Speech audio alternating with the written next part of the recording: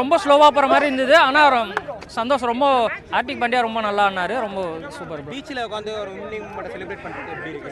ரொம்ப சந்தோஷமாக இருக்கும். இங்கே நடுத்தர மக்கள் யாருமே அங்கே துபாய்க்கு போக முடியலன்ற போது அவங்க இங்கே நம்மளுக்கு போட்டோ கொடுத்ததுக்கு ரொம்ப சந்தோஷமாக இருக்கும் ப்ரோ. எல்லாருமே செலிப்ரேஷன் எப்படி இருந்துச்சு? வின்னிங் மூமெண்ட் ரொம்ப சந்தோஷமாக இருக்கும் ப்ரோ. அது வார்த்தையே இல்லை. கத்தி கத்தி தொண்டை கட்டிச்சு அந்த மாதிரி இருக்குது.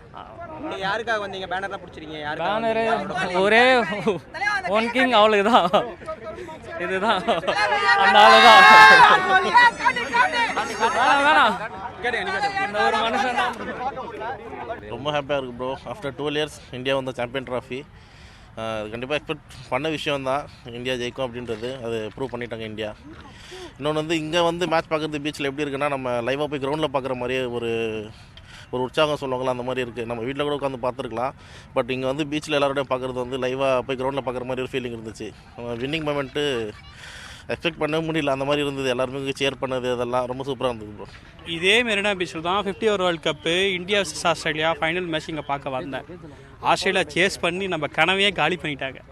ரொம்ப டிசப்பாயின்மெண்ட்லாம் நாங்கள் வந்து கிளம்பி போயிட்டோம். ரொம்ப கஷ்டமாக இருந்தது. எல்லாருமே அதில் பார்த்தவங்க எல்லாமே ரொம்ப ஃபீல் பண்ணாங்க.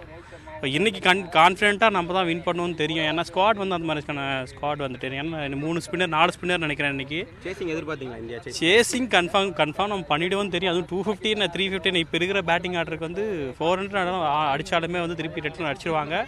அதே மாதிரி பார்த்தீங்கன்னா நாக் அவுட் கேமில் கோலியோட பர்ஃபார்மன்ஸ் ரொம்ப சூப்பராக இருந்தது. என்ன செஞ்சுரி ஒன்று வந்து மிஸ் ஆயிடுச்சு. செஞ்சுரி போட்டிருந்தா இன்னும் நல்லா இருந்திருக்கும். அதே மாதிரி பார்த்தீங்கன்னா முக்கியமாக சொல்லணும் அப்படின்னா ராகுலோட பர்ஃபார்மன்ஸ் வந்து ரொம்ப எக்ஸ்ட்ராடினரி பர்ஃபார்மன்ஸ். ஒரு மேட்சுமே நீங்கள் ஓப்பனிங் வராரு, ஒன் டவுன் வராரு, கீப்பிங் போகிறாரு, 6 டவுன் இறக்கி வச்சிருக்காங்க ப்ரோ. இந்த மேட்ச் வந்து ரொம்ப அநியாயம். அக்ஷர் பட்டேலுக்கு அடுத்து இறக்கிருக்காங்க, 6 டவுன் இருக்கிறாங்க. 6 டவுனும் வந்து அவர் இறங்குறாரு.